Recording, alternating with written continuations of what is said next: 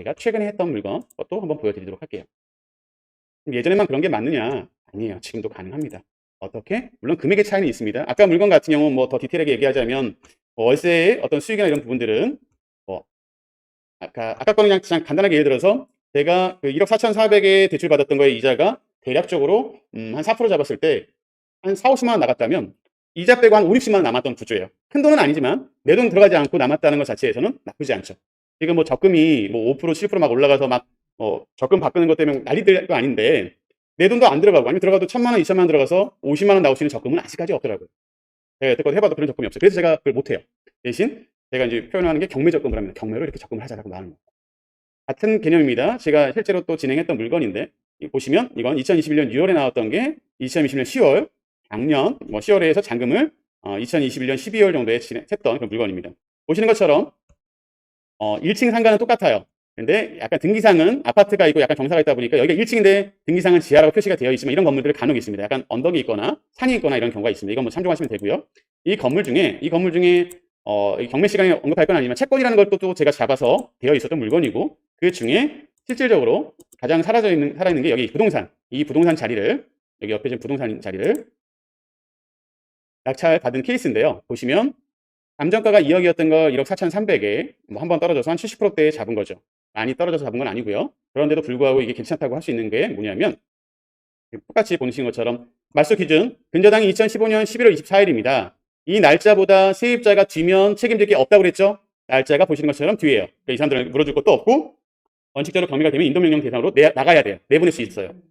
근데 반대로 다른 데는 모르겠지만 다른 데는 비어있고 좀 그랬지만 여기는 영업을 하고 있었습니다. 부동산은. 그러면 아파트 세대에 기본적으로 여기도 큰 세대는 아니지만 크진 않지만 여기 아파트 기본적으로 이 세대 안에 필요한 정도의 어느 정도 이게 좀 지도가 좀 다른데 잠시만요.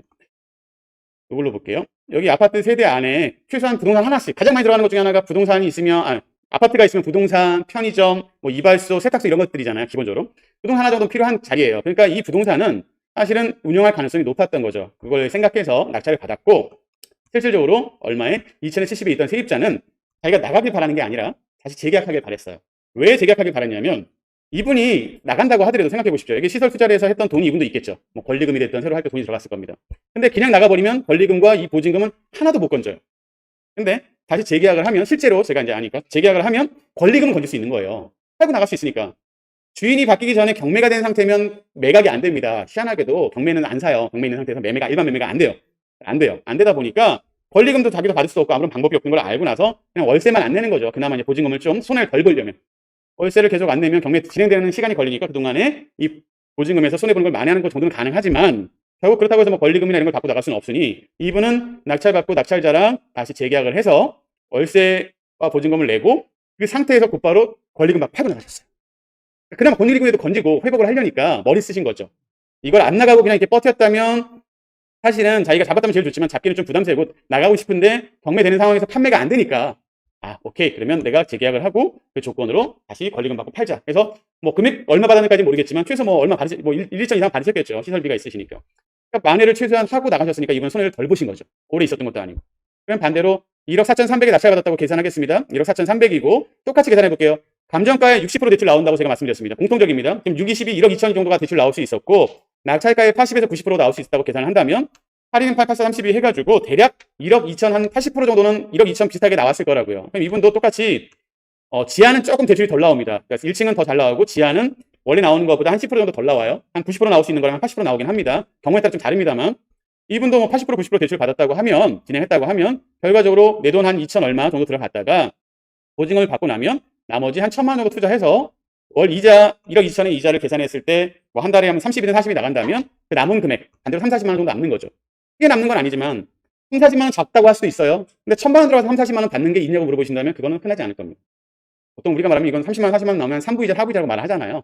그렇게 나오는 거 없어요. 그러니까 지금도 이렇게 가능해요. 그리고 아까 1층 물건도 말씀을 안 드렸지만 이렇게 잡았다가 나중에 정상화되면 이 감정가 근처에는 팔 수 있어요.